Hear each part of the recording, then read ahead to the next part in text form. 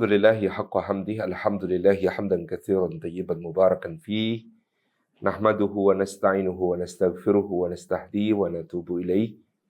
Wa la na'budu illa iyyahu wa natawakkalu alaih. Allahumma fassalli wa sallim wa barik ala sayyidina wa habibina wa syafi'ina wa maulana Muhammadin wa ala alihi wa ala ashabihi wa dhurriyyatihi wa man sara ala nahjihi wa sanna bisunnatihi wahtada bihadi ila yaumi liqa'i rabbih, amma ba'd.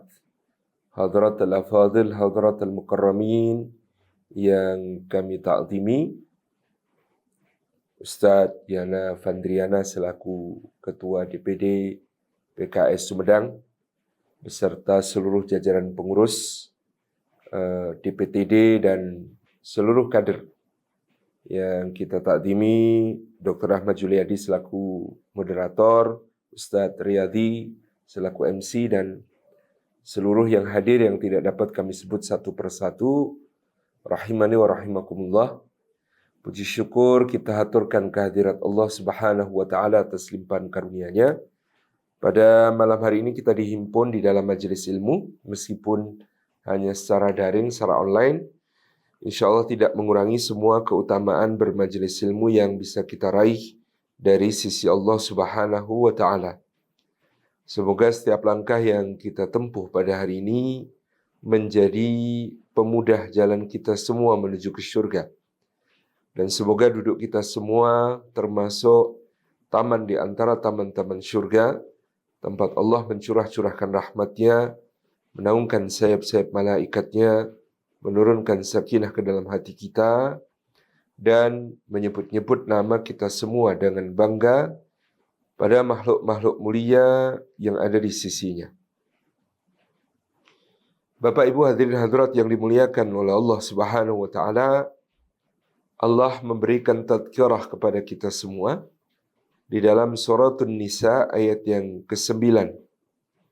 A'udzubillahi minasyaitonir rajim. Firman Allah Subhanahu wa taala, "Wal yakhshal ladzina law taraku min khalfihim dzurriyyatan dhi'afan khafu 'alaihim falyattaqullaha wal yaqulu qawlan sadida." Firman Allah Subhanahu wa taala, dan hendaklah takut orang-orang yang meninggalkan di belakang mereka. Seandainya mereka meninggalkan generasi di belakang mereka, anak cucu mereka itu dalam keadaan lemah-lemah, hingga mereka selalu mengkhawatirkan keadaannya. Maka hendaklah mereka bertakwa kepada Allah, dan hendaklah mereka mengucapkan perkataan yang lurus. Ayat ini, ayah bunda yang dirahmati oleh Allah Subhanahu wa taala, diletakkan oleh Allah Jalla wa Ala di dalam rangkaian ayat-ayat yang berbicara tentang hukum waris. Seakan-akan Allah Subhanahu wa taala hendak memberikan taujihat bahwa sebanyak apapun harta ditinggalkan, sebanyak apapun warisan yang dibagikan, sebanyak apapun kekayaan yang kita tumpuk-tumpuk untuk nanti menjadi bekal bagi anak cucu, tidak akan pernah cukup untuk bisa memberikan kekokohan jiwa kepada mereka. Di dalam sejarah dicatat bagaimana Walid bin Abdul Malik, Khalifah Daulah Bani Umayyah, ketika meninggal dunia, maka warisannya di luar berbagai jenis hewan gembalaan dan juga ladang-ladang serta kebun-kebun yang luas, uang tunainya saja kalau dibagi-bagi, maka tiap anaknya mendapatkan kira-kira 40 juta dinar. 40 juta dinar itu kira-kira 4,25 gram emas 22 karat. Ya kita hitung 4 juta, satu dinarnya itu dikalikan 40 juta. berarti 160 miliar. 160 triliun per anak. 160 triliun per anak, kemudian belum tadi berbagai hewan ternak maupun hewan tunggangan yang sangat banyak dan kebun-kebun serta ladang-ladangnya. Walid meninggal digantikan oleh adiknya Sulaiman bin Abdul Malik. Sulaiman bin Abdul Malik ketika jelang wafat, maka kemudian ulama-ulama berkonspirasi dalam tanda kutip, bergerak untuk mengamankan suksesi agar mereka bisa menghadirkan kepemimpinan orang yang saleh dan bertakwa. Sehingga ketika putra-putra Sulaiman bin Abdul Malik masih kecil-kecil, mereka melalui Imam Raja' bin Haywah mengajukan Umar bin Abdul Aziz, adik ipar sekaligus sepupu keluarga dari putra-putra Abdul Malik bin Marwan ini, yaitu Umar bin Abdul Aziz, suami dari Fatimah binti Abdul Malik. Maka Umar bin Abdul Aziz memerintah dalam waktu yang tidak panjang, hanya 2,5 tahun kira-kira. Kemudian beliau pun karena beban berat pekerjaan dan juga wallahu a'lam beberapa riwayat menyebutkan bahwa beliau diracun secara perlahan-lahan oleh orang-orang yang terganggu kepentingannya selama beliau menjabat, sehingga di jelang wafat itu dihitunglah kekayaan beliau, maka diperkirakan anak-anak beliau akan mendapatkan warisan per anaknya kira-kira 8 dirham. 8 dirham itu 1 dirham 3,5 gram perak, hitunglah 70.000 rupiah, maka hanya 560.000 rupiah. Jadi Walid bin Abdul Malik, anak-anaknya mendapatkan 40 juta dinar. Umar bin Abdul Aziz, khalifah yang menggantikan Sulaiman, pengganti Walid, itu warisannya per anak kira-kira 8 dirham, yang ekivalen tadi dengan 560.000 rupiah saja. Tetapi 20 tahun kemudian Bani Umayyah jatuh dan tumbang. Anak-anak dan cucu-cucu Walid bin Abdul Malik tercerai-berai menjadi buronan, bahkan banyak yang tewas terbunuh dan mereka menjadi pelarian, ya, sampai harus melarikan diri ke berbagai kota. Sempat bahkan menjadi pengemis. Sementara putra-putra Umar bin Abdul Aziz pada zamannya nanti menjadi pembayar zakat terbesar. Berapapun harta ditinggalkan, jika tidak sesuai dengan apa yang Allah Subhanahu wa Ta'ala wasiatkan, tidak akan pernah cukup bagi anak-anak kita untuk menjadi pribadi-pribadi yang kuat dan kokoh.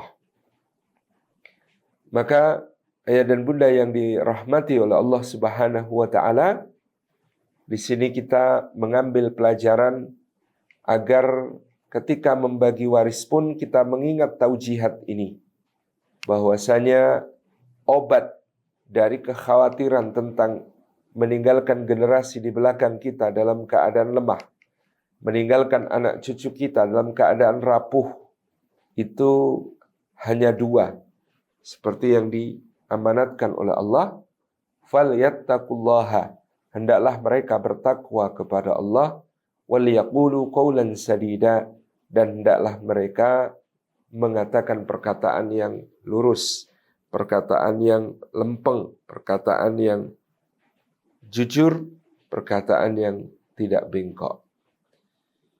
Bapak Ibu hadirin hadirat yang dimuliakan oleh Allah Subhanahu wa Ta'ala, maka dari ayat ini yang pertama-tama adalah takwa.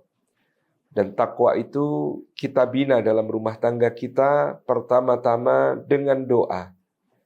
Sebagaimana doa yang diajarkan oleh para ibadur rahman di dalam suratul Furqan di ayat ke-74 firman Allah Subhanahu wa taala tentang doa mereka, Rabbana hablana min azwajina wa dzurriyyatina qurrata a'yun waj'alna lil muttaqina imama. Duhai Rabb kami, anugerahkanlah untuk kami, pasangan kami dan anak keturunan kami, mereka sebagai penyejuk mata bagi kami. Dan jadikanlah kami sebagai imamnya orang-orang yang bertakwa. Ini adalah sebuah gambaran doa yang sangat indah yang diajarkan oleh Allah di dalam Al-Quranul Karim, bahwa kita menggunakan permohonan yang begitu lembut, penuh adab, penuh santun kepada Allah dengan menyebut sifatnya yang maha mulia Al-Wahhab. Rabbana hablana. Duhai Rabb kami, anugerahkanlah dengan sifat Wahhabmu, dengan sifat dermawanmu, dengan sifat pemurahmu kepada kami, supaya pasangan dan anak keturunan kami itu menjadi penyejuk mata. Kata qurratu a'yun itu paripurna. Ya, analoginya seperti kalimat sholat khusyuk. Kalau kita menyebut sholat yang khusyuk, artinya kita sudah menyelesaikan banyak aspek dalam sholat itu. Bahwa toharohnya sudah sempurna, wudhunya sudah baik, gitu ya. Kemudian suci badan, pakaian, dan tempat, suci dari semua hadas, suci dari semua najis. Kita sudah melaksanakan berbagai rukunnya dari sejak takbiratul ihram yang dihayati dengan sedalam-dalamnya bahwa Allah Subhanahu wa taala Maha Akbar di atas segalanya.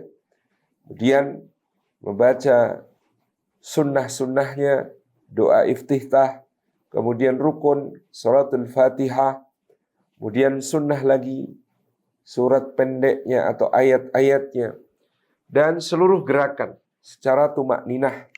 Kemudian juga kita fahami bacaan-bacaannya, terhayati, kita ihsan menghadirkan Allah Subhanahu wa ta'ala, seakan-akan melihat Allah. Kalau tidak mampu melihat Allah, maka yakin bahwa Allah yang sedang melihat kita, ya. Kita tunaikan semuanya sampai salam. Kemudian kita di dalam sholat itu tidak memasukkan satu perkataan ataupun prasangka-prasangka apapun. Salam ditunaikan, selesai seluruh rangkaian sholat, berzikir, berwirid sesuai dengan kebiasaan-kebiasaannya. Maka sholat khusyuk meliputi semua kebaikan sholat itu lahir dan batin. Sebagaimana kita mengatakan keluarga itu qurratu a'yun, maka itu adalah kebaikan lahir dan batin, menyejukkan mata setelah sebelumnya menyejukkan hati. Dia diperbaiki oleh Allah untuk kita dalam pandangan kita karena baik di dalam hatinya, baik di dalam anggota badannya, baik di dalam seluruh akhlaknya. Di dalam hatinya ada qanaah, ada ridha, ya, ada sabar, ada syukur, ada ihsan. Di dalam anggota badannya ada salat, ada puasa, ada sedekah, ya, ada berbagai macam aktivitas ketaatan dan amal-amal saleh. Di dalam akhlaknya yang mulia, ya, kita merasakan manisnya, harumnya, lembutnya dari akhlak tersebut. Maka itu qurratu a'yun. Dan doa itu ditutup dengan kata-kata waj'alna lil muttaqina imama. Untuk soal takwa dalam urusan keluarga kita tidak main-main. Kita meminta kepada Allah yang paling puncak. Biasanya kita berdoa waj'alna minat tawabin, waj'alna minal mutatahhirin, waj'alna min warathati jannatin na'im, ya, waj'alna min ibadikas salihin, ya. Kita berdoa biasanya dengan sigat yang tawadhu dan jadikan kami ya Allah satu, termasuk satu di antara banyak orang yang bertobat, termasuk satu di antara banyak orang yang mensucikan diri, termasuk satu di antara banyak orang yang mewarisi surga nanti, termasuk satu di antara banyak orang yang merupakan hamba-hamba yang saleh. Tapi dalam doa ini kita tidak mengatakan waj'alna minal muttaqin, dan jadikanlah kami ya Allah termasuk satu di antara orang-orang yang bertakwa. Bukan, kita berdoa minta yang paling tinggi kepada Allah. Waj'alna lil muttaqina imama, dan jadikanlah kami Allah yang sebagai imamnya orang-orang bertakwa. Karena takwa ini sumber kemuliaan di sisi Allah. Karena inna akramakum indallahi atqakum, yang paling mulia di antara kalian di sisi Allah adalah yang paling bertakwa. Berarti ketika kita meminta menjadi imamul muttaqin, kita meminta menjadi pemimpinnya orang-orang yang paling mulia di sisi Allah Subhanahu wa ta'ala. Berarti kita minta kepada Allah agar dalam setiap kesulitan kita diberi jalan keluar dan diberi rizki dari arah yang tidak disangka-sangka. Wa may yattaqillaha yaj'al lahu makhraja wa yarzuqhu min haitsu la yahtasib. Berarti kita meminta kepada Allah supaya kita diberikan furqan, kepekaan hati untuk membedakan yang hak, yang batil, yang benar, yang salah, yang halal, yang haram, yang baik, yang buruk, dan kemudian diberi kekuatan untuk mengikuti yang benar, mengikuti yang hak, mengikuti yang halal, mengikuti yang baik. Itu ya. In tattaqullaha yaj'al lakum furqan. Karena kalau kalian bertakwa kepada Allah, Allah menjadikan bagi kalian furqan di dalam dada kalian. Ini yang menjadi satu permohonan kita kepada Allah dengan nilai takwa yang kita mohon dalam doa tentang keluarga kita. Rabbana hab lana min azwajina wa dzurriyyatina qurrata a'yun waj'alna lil muttaqina imama. Demikian pula bagi seorang ayah di dalam mewariskan ketakwaan itu, dia memastikan bahwa nafkah untuk keluarganya adalah yang halal, yang thayyib, karena tidak ada warisan yang lebih berharga, ya, bekal yang lebih berharga bagi anak-anak kita selain ketika kita berikan kepada mereka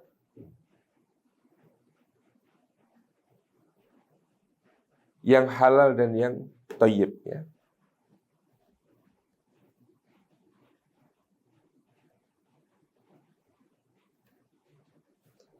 Tidak ada yang lebih baik yang bisa kita berikan di dalam fisik mereka kecuali nafkah yang halal dan thayyib tersebut. Takwa juga berarti kita meniatkan amal ibadah kita bukan hanya untuk diri kita, tetapi juga untuk keluarga kita. Seperti dalam hadis riwayat Imam Ahmad, Nabi SAW menceritakan adanya seorang hamba Allah yang saleh yang telah dimasukkan ke dalam syurga Allah yang mulia. Ketika sampai di syurga Allah, dia bertanya kepada Rabbnya Jalla Jalaluh, ya Allah, di manakah istri saya? Di manakah orang tua saya? Di manakah anak-anak saya? Ya. Itu kemudian Allah Subhanahu wa ta'ala memerintahkan malaikat untuk menjawab. Maka malaikat menjawab, sesungguhnya istrimu, ya, bapak-bapakmu, ibumu, anak-anakmu, itu amal soleh mereka tidak mencapai derajat amal soleh yang engkau lakukan. Maka kedudukan mereka di akhirat tidak seperti kedudukan yang telah engkau capai. Orang ini lalu berkata kepada Rabbnya Jalla Jalaluh, ya Allah, sesungguhnya dulu di dunia, saya ketika beramal soleh, saya tidak meniatkannya hanya untuk diri saya semata-mata, tetapi saya niatkan juga untuk orang tua saya niatkan juga untuk istri saya niatkan juga untuk anak-anak saya. Maka termasuk warisan terbaik yang diberikan oleh seorang ayah kepada anaknya adalah niat dalam amal solehnya. Ketika dia melakukan amal soleh itu bukan hanya untuk dirinya, tapi juga untuk anak-anaknya tersebut, selain juga untuk pasangannya, selain juga untuk orang tuanya. Kemudian bagaimana orang tua ini melakukan riyadhah melakukan kesolehan, ketaatan, melakukan berbagai istilah orang Indonesia tirakat, ya, mujahadah untuk kebaikan anak keturunannya. Karena sesungguhnya kesolehan orang tua bermanfaat bagi anak cucunya. Terdapat dalilnya dalam Quranul Karim, dalam suratul Kahfi, bagian cerita tentang Musa dan Khidir alaihi wassalam. Di episode terakhir ketika Khidir menegakkan dinding yang hampir rubuh, yang di bawahnya terdapat simpanan harta pusaka milik dua anak yatim penduduk kota tersebut. Mengapa Allah Subhanahu wa taala sampai harus mengirim dua orang yang sangat mulia? Yang satu adalah Rasul Ulul Azmi yang memimpin Bani Israel, yang namanya paling banyak disebut dalam Al-Quran, Musa alaihissalam. Yang satu adalah gurunya. Dua orang paling mulia ini dikirim untuk menyelamatkan harta pusaka bagi dua anak yatim tersebut. Kenapa? Karena alasannya sederhana. Wa kana abuhuma salihan. Dulu bapak kedua anak yatim itu adalah orang yang soleh. Bapaknya yang soleh, anaknya yang mendapat manfaat dari kesolehan tersebut. Bahkan dalam tafsir Ibnu Katsir dinukil pendapat yang dimaksud abuhuma, bapak mereka berdua dalam kalimat itu bukanlah bapak langsung, tetapi kakek ketujuh. Jadi bahkan kesolehan kakek ketujuh masih bermanfaat bagi cucunya yang ketujuh, ya, sampai Allah Subhanahu wa taala menolong mereka dengan menghadirkan Musa dan Khidir alaihi wassalam untuk menyelamatkan harta pusaka yang akan mereka nikmati kelak. Bapak Ibu yang dirahmati oleh Allah Subhanahu wa taala, maka inilah falyattaqullaha, hendaklah mereka bertakwa kepada Allah, wal yaqulu qaulan sadida, dan yang berikutnya perlu menjadi warisan yang kokoh bagi anak-anak kita adalah kalimat yang lempeng, kalimat yang lurus, kalimat yang benar. Kalau seorang ibu diberi amanat oleh Allah Subhanahu wa taala untuk mengajarkan kosakata kepada anak, sehingga makin cerewet seorang ibu ketika ngobrol dengan bayinya makin baik kalau cerewetnya cerewet salihah. Karena mereka, ibu-ibu ini, menggantikan apa yang dilakukan Allah Jalla Jalaluh kepada Adam alaihi salam. Wa 'allama Adam al-asma'a kullaha, dan Allah mengajarkan al-asma, isim-isim, nama-nama, kosakata kepada Adam kesemuanya, gitu ya. Itu di alam dunia tugas itu dilakukan oleh seorang ibu, mengenalkan kosakata sebanyak-banyaknya supaya terbentuk berbagai konsep dasar di dalam benak anaknya. Tetapi yang bertugas mengucapkan kalimat-kalimat yang berbobot, qaul-qaul yang berbobot untuk menjadi bekal kehidupan dunia akhirat anaknya adalah bapak. Nabi Ibrahim tidak banyak bicara kepada anaknya, tetapi ketika dia bicara, yang dia bicarakan adalah perkara-perkara besar. Luqman alaihi salam tidak banyak bicara kepada anaknya, tetapi ketika dia bicara, maka sesungguhnya yang dibicarakan adalah wasiat-wasiat agung. Nanti kita akan lihat di antara ucapan Ibrahim alaihissalam, di antara pengajaran yang diberikan oleh Luqman alaihissalam kepada anaknya. Tapi bahwa seorang bapak punya tugas untuk mengucapkan kalimat yang lurus, kalimat yang lempeng. Karena dia, ya, mendapatkan tanggung jawab yang berat di sisi Allah Subhanahu wa taala tentang keluarganya. Allah mengatakan dalam Al-Qur'an Karim, ya ayyuhalladzina amanu qu anfusakum wa ahlikum nara. Wahai orang-orang yang beriman, jagalah dirimu dan keluargamu dari api neraka. Maka kalau kita sadari menjaga diri dan keluarga kita dari api neraka itu lebih berat daripada kalau Allah mengatakan, ya ayyuhalladzina amanu adkhilu anfusakum wa ahlikum jannah. Masukkan dirimu dan keluargamu ke dalam surga. Kenapa jagalah dari api neraka itu lebih berat daripada masukkanlah ke dalam surga? Karena kalau masuk surga skenarionya 3. 1, masuk surga tanpa hisab dengan kebaikan yang besar, maka tidak perlu diaudit. Semoga kita semua termasuk yang demikian di antara hamba-hamba Allah. Yang kedua adalah masuk surga dengan hisab yang ketika dihisab amal solehnya lebih banyak dari yang salah, pahalanya lebih besar daripada dosa, maka dia pun langsung masuk surga. Yang ketiga, ketika dihisab, meskipun dia beriman, maka ternyata salahnya lebih banyak, dosanya lebih berat. Sehingga untuk masuk surga dalam haknya sebagai orang beriman, dia terlebih dahulu harus disucikan, dibersihkan dari dosa-dosanya dengan dimasukkan ke dalam api neraka sebelum nanti dinaikkan ke dalam surga. Nah, ini golongan yang ketiga. Kalau Allah mengatakan masukkan dirimu dan keluargamu ke dalam surga, 1, 2, 3 ini sudah termasuk melaksanakan perintah. Tapi ketika Allah mengatakan ku anfusakum wa ahlikum nara, jagalah dirimu dan keluargamu dari api neraka, maka itu berarti hanya yang pertama dan kedua yang dibolehkan oleh Allah. Yaitu berarti ku anfusakum wa ahlikum nara, terjemah bebasnya adalah masukkan dirimu dan keluargamu ke dalam surga tanpa hisab, atau kalau dengan hisab harus dipastikan amal solehnya lebih banyak daripada dosanya.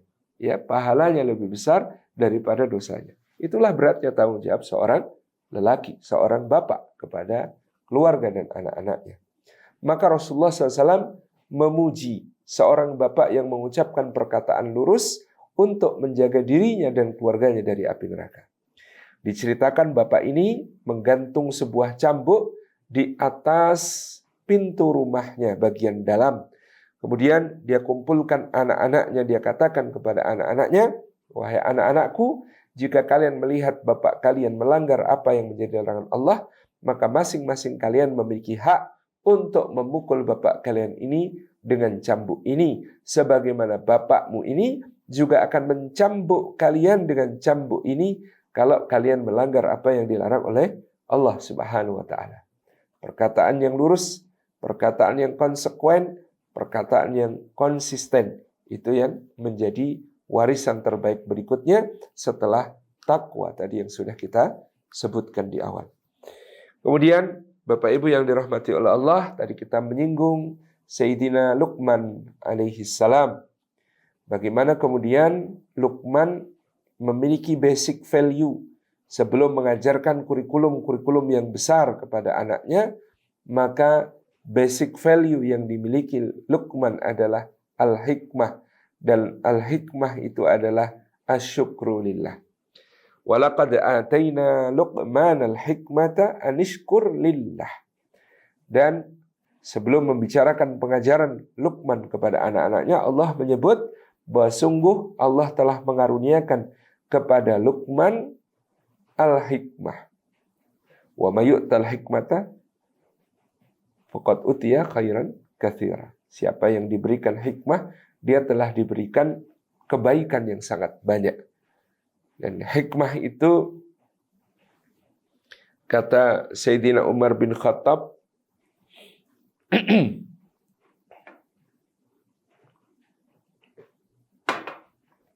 bukan hanya membedakan yang benar dan yang salah, yang baik dan yang buruk. Yang dimaksud hikmah itu bisa memilih yang terbaik di antara banyak yang baik, dan bisa memilih yang paling ringan ya keburukannya di antara yang buruk-buruk. Itu namanya hikmah gitu. Dan hikmah tertinggi yang dianugerahkan Allah kepada Luqman adalah anishkur lillah, hendaklah engkau bersyukur kepada Allah Subhanahu wa ta'ala. Maka dalam mengajarkan prinsip-prinsip besar kepada anaknya, yang dilakukan pertama-tama oleh Luqman adalah bersyukur kepada Allah tentang karunia anak-anak itu. Apakah kita pernah alpa untuk mensyukuri kehadiran pasangan kita, kehadiran anak-anak kita, dan memberikan apresiasi yang layak kepada mereka? Ini bisa menjadi bahan muhasabah kita. Jadi pendidik yang berhasil itu dimulai dengan sifat apresiatif. dimulai dengan sifat pandai bersyukur. Syukur kepada Allah dan juga menunjukkan apresiasi itu kepada anak-anak kita. Jangan sampai seperti cerita salah pilih kata. Ada seorang ibu sedang menyimpan perhiasannya yang mahal, terbuat dari emas dan berlian yang mewah, ke dalam kotak khusus. Kemudian ditanya sama anaknya, "Bunda, itu apa?" "Oh, ini perhiasan, sayang." "Kenapa kok ditaruh di situ?" "Iya, karena ini mahal, jadi harus ditaruh di tempat yang aman, jangan sampai diambil orang." "Kok nggak dititipin ke bibi pembantu aja?" kata si anak. "Oh, nggak boleh sayang, barang yang berharga nggak boleh dititip-titipin ke orang, apalagi ke bibi pembantu." Terus jadi aku murahan ya, soalnya aku tiap hari dititipin ke bibi pembantu.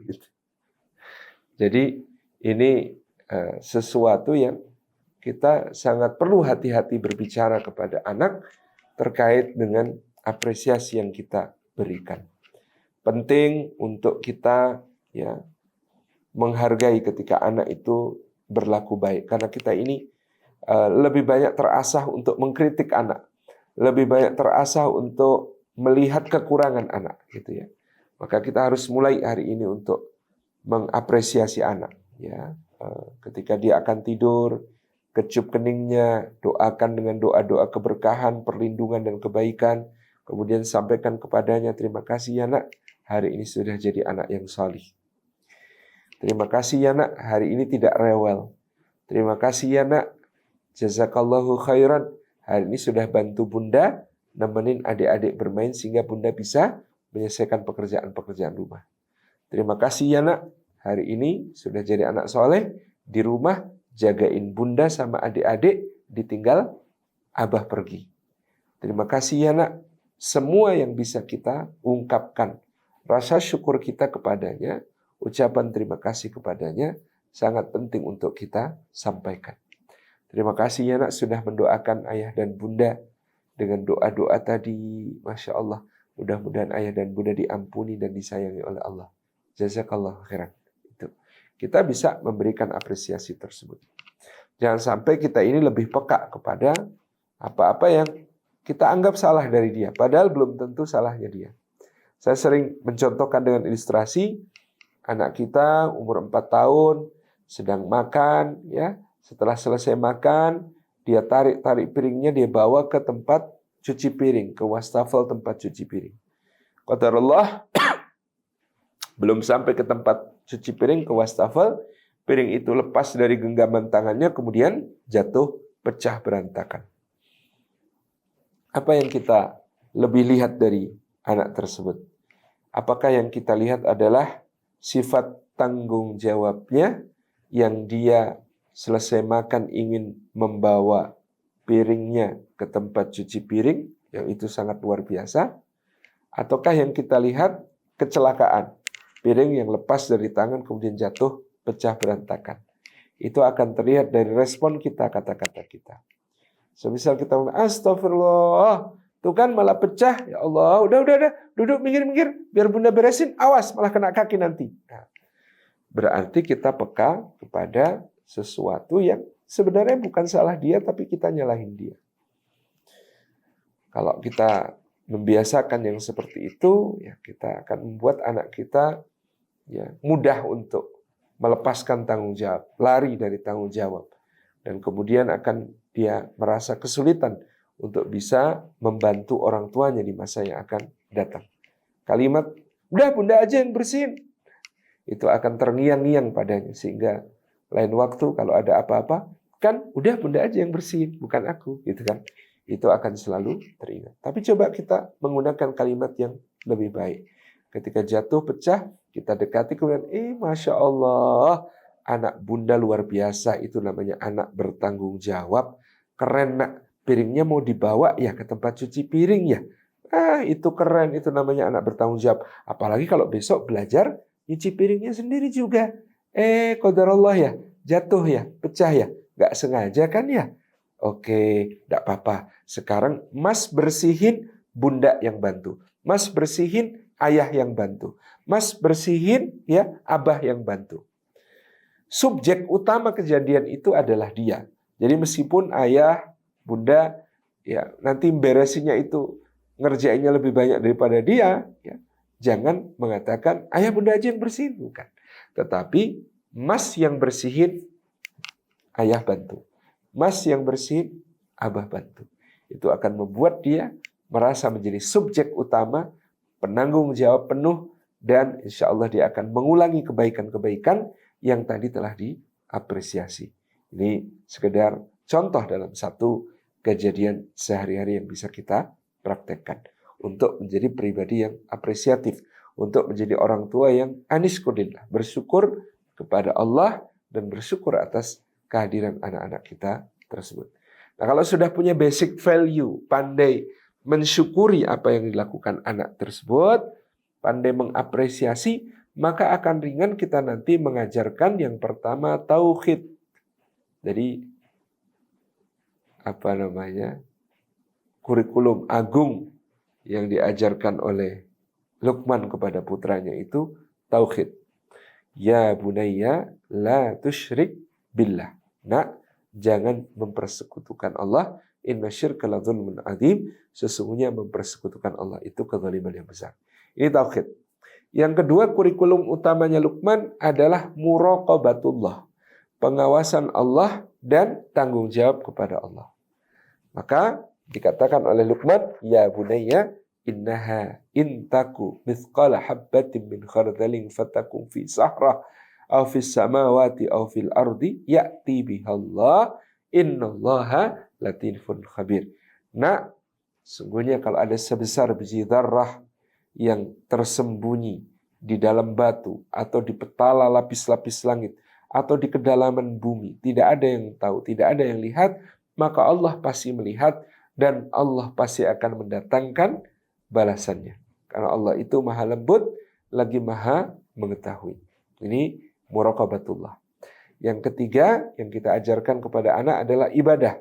Ya bunayya aqimis shalah wa'mur bil ma'rufi wanha 'anil munkar wasbir 'ala ma asabak inna dzalika min azmil umur.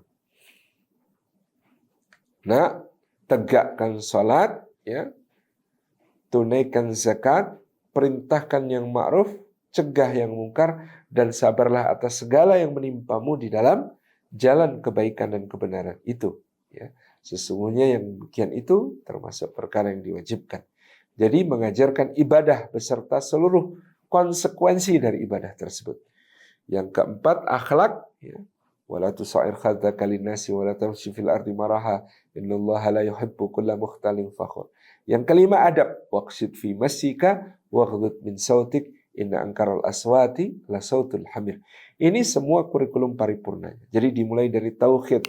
Bagaimana seorang ayah mengajarkan tauhid kepada anak-anaknya, gitu ya, dengan kalimat-kalimat yang berwibawa, dengan kalimat-kalimat yang penuh pelajaran. Nah, ini Allah yang menciptakan engkau. Ini Allah Subhanahu wa ta'ala yang membuat untukmu mata yang indah ini. 2 bola yang diletakkan di lubang wajah, yang dengannya kamu bisa melihat alam semesta yang indah. Ya Allah yang menciptakan untukmu. Allah yang memberi rizki kepadamu. Memberikan makan, memberikan minum, memberikan kecukupan dan kelimpahan. Maka Allah lah yang menciptakanmu. Allah yang memberimu rizki. Apakah patut kita beribadah, kita menyembah kepada selain Allah? Tentu itu sebuah hal yang sangat zalim, sangat aniaya. Ibu atau bunda bisa memperkuat kalimat-kalimat yang tegas dari ayah tentang tauhid dengan ilustrasi-ilustrasi yang lebih banyak. Ini bagaimana Allah menciptakan hidung dengan segala fungsinya sampai ke paru-paru dan pernapasan. Bagaimana Allah menciptakan mulut dengan pencernaan. Dan bagaimana Allah mendatangkan rezeki kepada kita. Misalnya begitu. Ada kerjasama di situ. Tapi Bapak menegaskan, ya bunayya la tusyrik billah. Bagaimana kita akan mempersekutukan Allah. Kalau Allah yang menciptakan kita, dialah yang paling berhak diibadahi. Begitu seterusnya. Yang kedua tadi kurikulumnya adalah muraqabatullah. Disinilah orang tua harus menyadarkan kepada anak, nak, kalau kamu punya niat baik, meskipun ayah nggak lihat, ayah nggak bisa kasih jempol buat kamu. Meskipun bunda nggak lihat, bunda nggak bisa kasih senyum dan ciuman mesra buat kamu. Meskipun guru-guru nggak lihat, nggak bisa ngasih pujian buat kamu. Meskipun teman-teman nggak lihat, nggak bisa kagum sama kamu, tapi kalau itu baik, lakukan, nak. Karena kalau Allah lihat, dan Allah pasti lihat, maka Allah akan pasti memberikan balasan. Dan balasan dari Allah lebih indah daripada jempolnya ayah, lebih indah daripada senyum dan pelukan ibu, lebih indah dari pujian guru, lebih indah daripada kekaguman teman-teman. Nah, itu yang perlu kita tanamkan. Sebagaimana, nak, kalau kamu punya hal buruk yang kamu mau lakukan, meskipun ayah nggak lihat, nggak bisa marah kepada kamu. Bunda nggak lihat, nggak bisa menghukum kamu. Guru nggak lihat, nggak bisa negur atau marahin kamu. Teman-teman nggak lihat, nggak bisa ngolok-ngolok kamu. Tetapi Allah lihat. Dan Allah pasti akan membalas dengan setimpal, dengan penuh keadilan, keburukan yang kamu lakukan.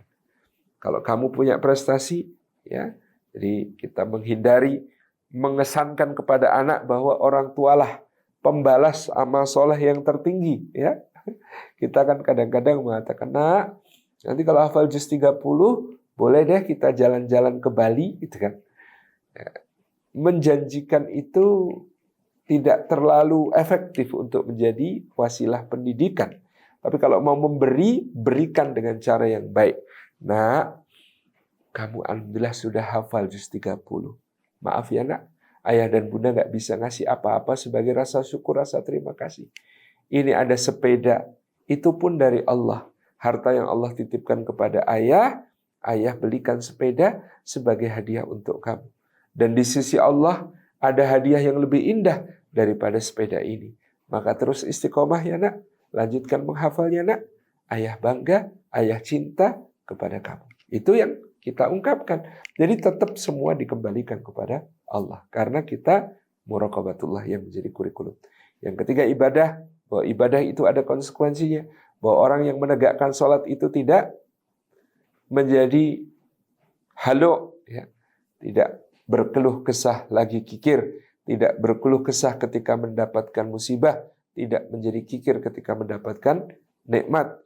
Yang selamat hanyalah al-musallin, orang-orang yang sholat. Yaitu orang-orang yang sholatnya dawam, sholatnya dilestarikan, belum selesai subuh sudah kepingin zuhur, gitu ya, maka nanti ada duha.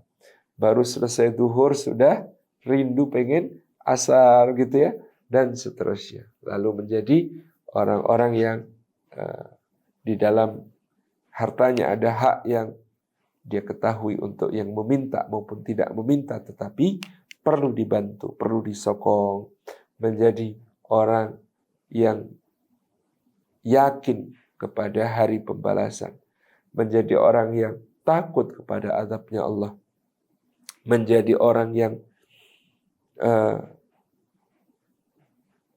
dia menghindari perbuatan-perbuatan keji, menjaga kehormatan, menjadi orang yang memenuhi janji maupun amanahnya, menjadi orang yang menegakkan persaksiannya. Nah, itu konsekuensi dari sholat saja sebegitu luasnya. Demikian pula pada membayar zakat, dan konsekuensi dari ibadah itu adalah amru bil ma'ruf wan nahyu 'anil munkar. Itu yang kita ajarkan kepada anak-anak kita. Dulu saya bertanya-tanya kenapa Nabi Shallallahu Alaihi Wasallam menyatakan muru auladakum bisolati wahum abna'u sab'i sinin. Perintahkan anak kalian untuk sholat ketika mereka berusia 7 tahun. Kenapa nunggu 7 tahun untuk memerintahkan anak-anak sholat itu? Masya Allah. Ya, karena kalau 2 sebelum sholat ini beres kurikulumnya, ya menyuruh mereka sholat itu akan terasa ringan sekali. Gitu ya. 2 sebelumnya itu apa? Tauhid dan muraqabatullah. Ya.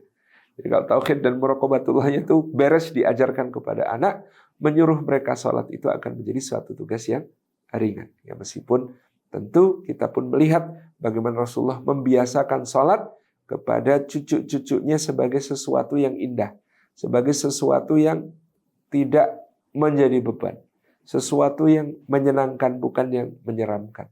Ada orang tua mengeluh anaknya sudah dibelikan mukena sejak usia 2 tahun, tapi kok ketika masuk usia 10 tahun nggak mau sholat. Kenapa? Kira-kira. Karena ternyata sholat itu traumatik buat si anak. Jadi ketika anak itu usia 3-4 tahun, ya dia ikut sholat bersama bundanya, rame sedikit, dicubit. Nah, padahal sholat loh. Bundanya itu bisa nyubit sambil sholat. Sholat sambil nyubit. Gimana sih konsepnya gitu ya? Gitu. Kemudian sholat itu menjadi sesuatu yang mengerikan. Karena kalau sholat bundanya jadi galak, ya, bentak-bentak, dan seterusnya. Padahal Nabi SAW ketika sholat, menggendong Umamah binti Abil As dengan begitu lembutnya. Ketika rukuk diletakkan, i'tidal diambil lagi, sujud diletakkan, duduk di antara 2 sujud dipangku. Atau ketika beliau sedang sujud di Masjid Nabawi mengimami para sahabat, Husain naik ke punggungnya, menjadikan beliau kuda-kudaan. Ya, beliau diamkan, beliau tidak jatuhkan, ya, ditunggu sampai puas bermain. Ya, padahal sampai lama sekali itu dikomentari oleh Ibnu Abbas, para sahabat sebagiannya berpikir yang bukan-bukan tentang Rasulullah. Yaitu ada sahabat yang sampai mengira Rasulullah wafat saat sujud, gitu ya. Karena sujudnya lama sekali nggak bangkit-bangkit. Ternyata menunggu Husain selesai bermain, baru Nabi SAW bangkit dari sujudnya. Lalu beliau minta maaf karena beliau tidak ingin memutus kesenangan cucunya yang sedang bermain di atas punggungnya ketika beliau sujud. Artinya sujud itu menjadi sesuatu yang sangat indah bagi Husain. Tidak membuat dia jatuh. Ya, dia bisa nikmati dengan asyiknya. Sehingga nanti salah satu dari Sayyidina Husain dan keturunannya adalah As-Sajjad, orang yang banyak sujudnya, karena sujud itu ada kenangan manisnya bersama Rasulullah Sallallahu Alaihi Wasallam. Setelah ibadah, kemudian ada akhlak dan adab, dan ini tidak didahului dengan kata ya bunayya, menunjukkan pengajaran akhlak dan adab itu jauh lebih mengena dengan contoh, karena memang ya, anak kita itu lebih percaya apa yang dilihat daripada apa yang didengar. Kalau mereka itu ngukurnya gampang. Ayahku baik, bundaku baik. Apa yang dilakukan ayah bundaku adalah baik. Apa yang tidak dilakukan ayah bundaku tidak baik. Nak, baca Quran dong nak. Enggak kenapa? Ayahku enggak pernah. Jadi ayahku yang orang baik itu tidak pernah baca Quran. Berarti baca Quran itu tidak baik, gitu ya. Karena ayahku yang baik tidak pernah baca Quran. Dalam pandangannya ayah dan bundanya adalah baik. Hasul dan dia.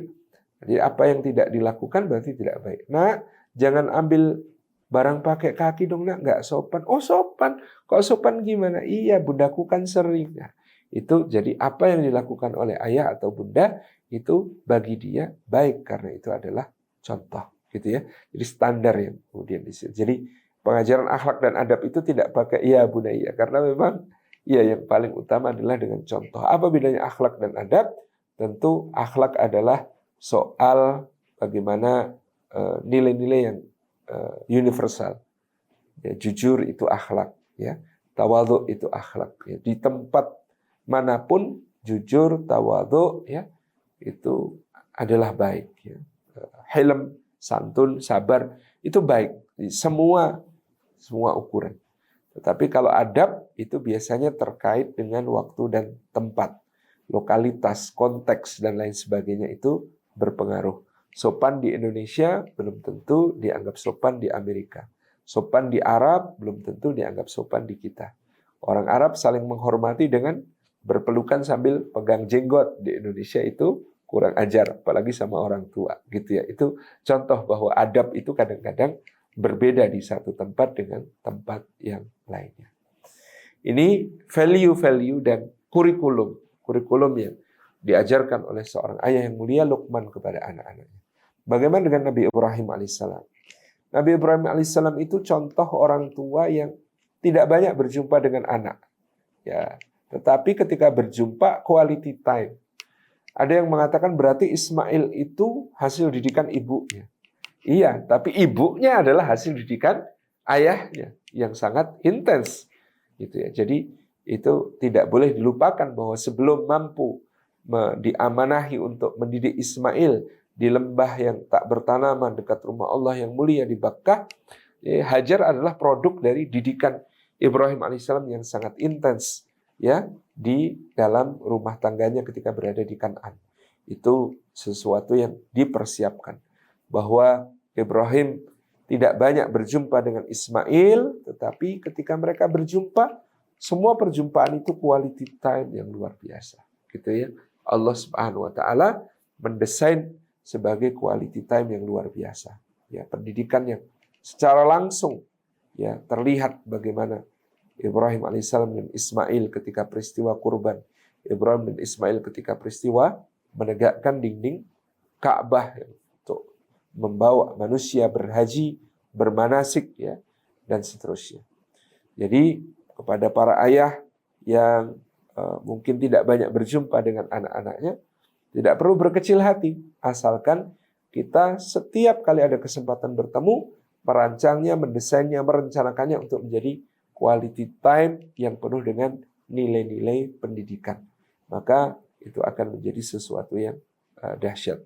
Tentu diiringi juga dengan komunikasi yang intens, ya, sesekali menanyakan kabar, sesekali mungkin video call, ya, dan tentu yang paling penting di atas semua itu doa. Ibrahim alaihissalam tidak banyak berjumpa Ismail, tapi doa-doanya untuk Ismail tidak pernah putus. Itu yang kita lihat dan yakini. Maka quality time ini ya direncanakan, jangan sampai sudah jarang ketemu anak di hari Sabtu Ahad libur, ya karena kita juga capek, cuma gelimbang-gelimbung karena tanpa rencana, gelimbang-gelimbung di depan TV, nggak jelas, nggak melakukan sesuatu yang bisa dikenang bersama di masa yang akan datang. Itu jangan sampai. Ya, jadi kita rencanakan sebaik-baiknya supaya kita bisa menanamkan momen-momen indah di dalam benak mereka tentang kebersamaannya dengan ayah. Ya, jadi direncanakan. Kemudian kita menghayati doanya Nabi Ibrahim alaihissalam. Rabbana inni askantu min dzurriyyati biwadin ghairi dzi zar'in 'inda baitikal muharram. Rabbana liyuqimus shalah faj'al af'idatan minan nasi tahwi ilaihim warzuqhum minas tsamarati la'allahum yashkurun. Bahwasanya Allah Subhanahu wa taala ya mendengarkan doanya Ibrahim dan mengabadikan doanya Ibrahim. Dua Rabb kami, sesungguhnya aku menempatkan sebagian di antara keturunanku di lembah tak bertanaman. Di antara warisan terbaik ayah untuk anaknya adalah bahwa dia, ayahnya itu tidak memberikan fasilitas yang serba ada. Tidak memberikan kepada anaknya apapun yang diminta. Ya, tidak semua hal harus dituruti, tidak semua permintaan harus diikuti. Ya, karena kita sedang mendidik. Ya, tidaklah sama menyayangi itu dengan cara yang ya, harus sesuai dengan yang mereka butuhkan di masa yang akan datang. Saya sering mengilustrasikan kalau ada kepompong mau menjadi kupu-kupu, itu biasanya bergerak, ya, kesulitan untuk keluar dari kepompongnya, ya, sangat sulit keluar. Kita kalau lihat biasanya iba, kasihan. Tapi kalau kita iba kasihan dalam bentuk kita ambil gunting, kemudian kita gunting ke pompongnya supaya kupunya bisa keluar, kita sebenarnya bukan membantu tetapi membinasakan. Karena kupu-kupu itu nanti untuk terbang, dia perlu kekuatan otot sayap. Kekuatan otot sayap itu diperoleh dengan latihan. Latihannya adalah dengan merobek ya selaput dari kepompong yang ada padanya itu sendiri. Jadi kalau ada kupu-kupu muda ditolongin keluar dari kepompong dengan digunting kepompongnya, dia tidak akan punya cukup kekuatan untuk menggerakkan sayapnya untuk terbang. Dan kupu-kupu yang nggak bisa terbang itu hanya soal waktu, beberapa menit kemudian sudah akan dirubung semut atau binatang lain dan binasa. Sama dengan anak kita yang sudah tidak seharusnya diberikan semua fasilitas yang memanjakan, tetapi justru diberikan lingkungan yang keras, lingkungan yang membuat dia belajar untuk fight, belajar untuk berjuang, ya, sehingga dengan itu ya dia juga dekat dengan Allah. Diberikan lingkungan yang kondusif untuk beribadah kepada Allah, inda baitikal muharram, rabbana liyuqimus shalah, supaya dia banyak bersandarnya kepada Allah Subhanahu wa taala. Kemudian kita doakan dia supaya yang mencintai dia jangan sampai hanya kita, tapi yang mencintai dia banyak orang. yang menyayangi dia banyak orang. Faj'al afidatan minan nasi tahwi ilaihi. Warzuqhum minas tsamarat, anugerahi mereka rizki dari buah-buahan, ya. Kalau soal gizi cukupi sejauh kemampuan kita, ya. La'allahum yashkurun, mudah-mudahan mereka bersyukur. Nah, ini Bapak Ibu yang dirahmati oleh Allah Subhanahu wa taala, sebagaimana sunnah-sunnah harian kita pelihara untuk menjaga nilai tersebut. Tahun 2005 saya mengadakan survei perspektif anak pegiat dakwah terhadap kegiatan orang tuanya. Saya kaget karena 30% anak-anak itu menjawab, nanti kalau gede kami nggak mau kayak Abi dan Umi. Loh, kenapa kok nggak mau kayak Abi dan Umi yang aktivis dakwah gitu? Jawabannya adalah karena mereka melihat Abi dan Uminya sangat sibuk. Kalau pulang ya sudah energi sisa-sisa, sudah sangat capek, nggak sempat nemenin mereka ngerjakan PR, nemenin mereka main, nemenin mereka bacain cerita dan sebagainya, sudah tidak sempat. Ya. Mereka tidak mau anak-anak mereka seperti itu. Itu kata mereka. Saya berpikir, apakah kita ini terlalu sibuk? Manakah yang lebih sibuk antara kita dengan Rasulullah SAW dan para sahabat? Rasulullah lebih sibuk, tetapi ternyata kadang-kadang ada satu sunnah yang terlupa oleh kita. Kita ini kalau pulang dari kegiatan, kemudian anak menyambut, ayah, abah. Lalu kita karena kelelahan, kemudian aduh abah capek, nah. Kamu main sama kakakmu dulu sana. Abah mau istirahat dulu, capek sekali. Nah, maka perspektif anak terhadap kegiatan orang tua di luar itu negatif. Kenapa? Ternyata bapakku yang aktivis dakwah keluar sana sini, habis energinya, pulang tinggal sisa-sisa. Tapi kalau kita mengikuti sunnah Nabi SAW, apa yang diceritakan Anas bin Malik, tidak pernah Rasulullah SAW itu mengetuk pintu, minta izin masuk, mengucap salam kepada keluarganya, melainkan telah bersiwak terlebih dahulu dan telah memakai wewangiannya. Jadi Rasulullah itu tidak pernah pulang dalam keadaan buruk, dalam keadaan ya lemes, dalam keadaan lunglai, dalam keadaan kusut. Itu tidak pernah. Beliau pulang dalam keadaan segar, dalam keadaan fresh, sehingga perspektif keluarganya tentang aktivitas di luar itu tetap positif. Kalau anak-anak kita ya datang menyambut kita yang mungkin habis ngisi taklim, ya, ngisi upah, ngisi kegiatan rapat ini, musyawarah ini itu, pulang disambut anak ayah, dan kita pun punya antusiasme yang sama dengan kesegaran yang sama, anakku. Lalu kita mungkin bermain bersamanya barang setengah jam, meskipun setelah itu betul-betul capek sekali, lalu kita pamit, maka pandangan anak tentang kegiatan di luar itu tetap akan positif. Ini contoh bagaimana kemudian sunnah Nabi SAW adalah yang paling benar untuk diikuti, bahkan dalam soal kesibukan, dan ada sunnah yang namanya sunnah ketika pulang. Wallahu a'lam bishawab. Demikian yang dapat kami sampaikan. Kami kembalikan kepada beliau moderator kita, Dr. Rahmat Juliadi. Barakallahu fikum. Assalamualaikum warahmatullahi wabarakatuh.